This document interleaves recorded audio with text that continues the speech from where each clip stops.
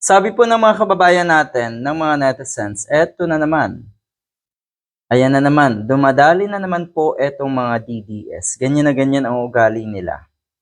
Yung kanilang kawalang hiyaan, yung kanilang kademonyuhan, madalas ay itinuturo at ipinapasa sa iba. Ibinabato sa iba.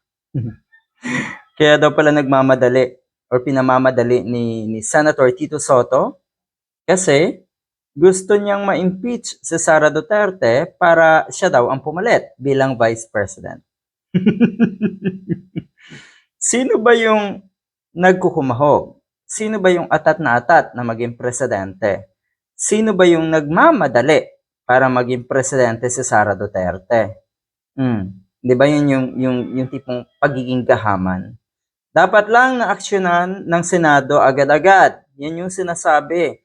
Yan yung gustong sabihin ni Senate President Tito Soto. Dapat lang na madaliin at aksyonan agad ang impeachment trial kung sakali man na mai-forward na nga ito sa Senado. Yan ang gusto niyang tukuyin. Diyan kayo magaling. Yung akala nyo, ang linis-linis nyo. Kaya ibabato nyo sa iba, or para gusto nyong, or para maging malinis kayo, ibabato nyo sa iba yung baho at dumi nyo. Ang sinasabi na itong political analyst na ito na DDS, political analyst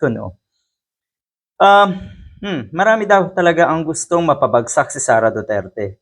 Bingo. Alam mo pala mapabagsak dahil wala naman talagang karapatan na sila ay mamayagpag. Yun yung rason kaya gustong pabagsakin si Sara Duterte. Pero yung kagustuhang pabagsakin ang isang Sara Duterte ay dahil dapat sila talagang bumagsak.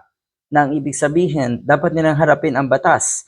Malaki ang kanilang pananagutan sa ating bayan at sa ating batas. Yan ang gustong sabihin ng mga kababayan natin. Marami daw yung sinasabing gusto na pabagsakin or bumagsak si Sara Duterte. At syempre, inaantay din daw ng mga tao kung sino ang papalit sa kanya dito. At sino nga ba ang papalit? Edi si Tito Soto, Senator Tito Soto,